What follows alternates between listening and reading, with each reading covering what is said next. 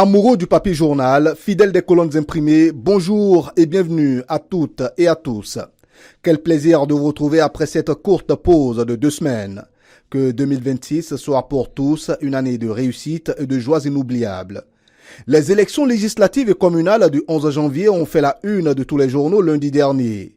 Pour la plupart de mes confrères, la journée du dimanche 11 janvier a été une journée électorale réussie avec la tenue simultanée des élections législatives et communales organisées sans incident majeur.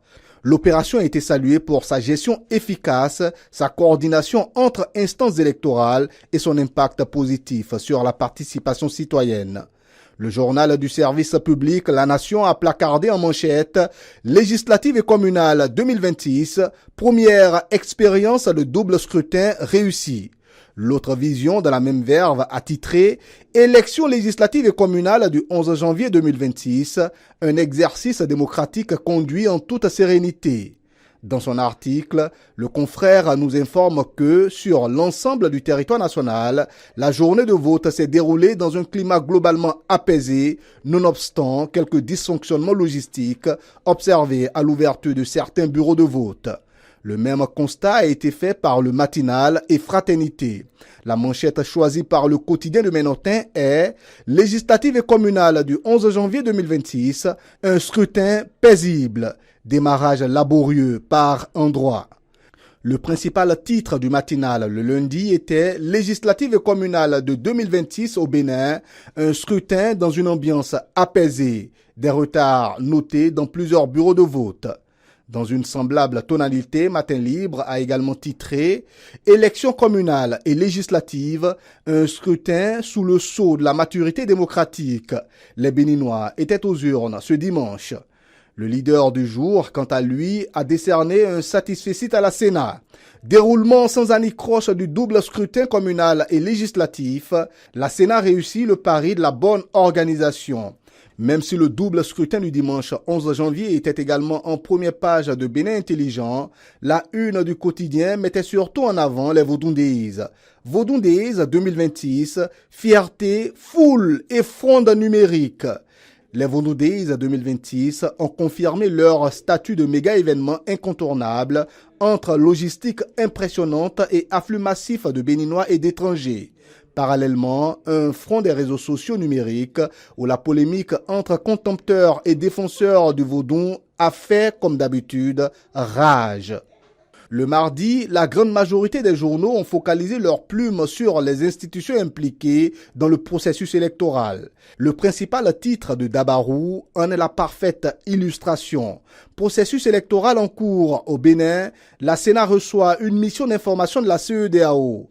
En effet, dans ces colonnes, Dabarou nous apprend qu'une délégation de la CEDEAO, conduite par l'ambassadeur Abdel Fattahou Moussa, commissaire aux affaires politiques, à la paix et à la sécurité, a échangé avec le président de la Commission électorale nationale autonome, Saka Lafia. Occasion a été saisie pour évaluer les préparatifs de la présidentielle, identifier d'éventuelles insuffisances et renforcer l'accompagnement régional en faveur d'un scrutin crédible et apaisé. La délégation de la CEDEAO était également à la HAC, comme en témoigne la manchette de la Nation. Processus électoral au Bénin, la CEDEAO réaffirme sa solidarité.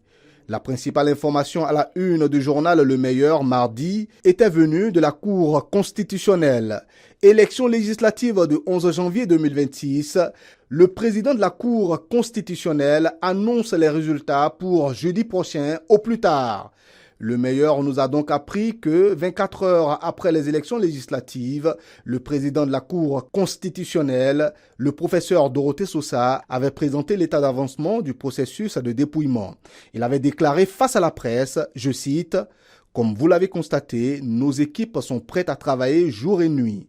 La loi nous impose un délai très contraint pour proclamer les résultats. Si les cantines avaient été réceptionnées plus tôt, nous aurions pu publier dès mercredi. Mais en tout état de cause, cela ne dépassera pas jeudi. » Fin de citation. La manchette de Gasquiani Info a particulièrement retenu l'attention le mardi. Pétrole de ses mains, la production débute fin janvier. L'article de mon confrère dans les colonnes du journal débute comme ci.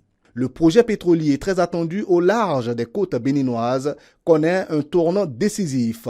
La société Akrak Petroleum, filiale du groupe Rex International, a officiellement annoncé le jeudi 12 janvier 2026 le démarrage de la production sur le champ de Sémin pour la fin du mois de janvier. Cette annonce fixe enfin un calendrier après le report du lancement initial prévu avant fin 2025 en raison de difficultés techniques. L'information politique phare de la journée du mercredi dernier était en première page du pays émergent. Élections législatives et municipales 2026, le Parti Les Démocrates relève des irrégularités sur tout l'ensemble du territoire, jamais observées au Bénin. En effet, face à la presse mardi, le Parti Les Démocrates, en lice pour les législatives, a relevé des irrégularités, des entorses à la loi ayant pour but de saboter sa participation selon ses responsables. À la une du journal Libération, c'est une nouvelle prouesse économique du Bénin qui a retenu l'attention. Climat des affaires, le Bénin, deuxième en Afrique de l'Ouest selon la Banque mondiale. La deuxième édition du rapport Be Ready 2025 de la Banque mondiale qui évalue l'environnement économique des entreprises en remplacement du rapport Doing Business a été officiellement lancée le 29 décembre 2025. Le Bénin qui entre en lice pour la première évaluation s'impose par sa performance. Le pays fait partie des meilleures performances de la CEDEAO et occupe la deuxième place en Afrique de l'Ouest, la cinquième place du meilleur réformateur en Afrique subsaharienne devant le Sénégal et autres États. Le jeudi, tous les projecteurs étaient braqués sur la Sénat dans l'attente des résultats des communales et législatives. Mes confrères ont donc rivalisé de titres à la une de leurs quotidiens respectifs. Le meilleur affiche avec certitude élections législatives et communales du 11 janvier 2026. La Sénat annonce les grandes tendances ce jour. Bien que mon confrère ait affiché cette grande assurance, nous n'avions eu aucun résultat venu de la Sénat jeudi. L'autre vision était également persuadée que les résultats seraient annoncés jeudi.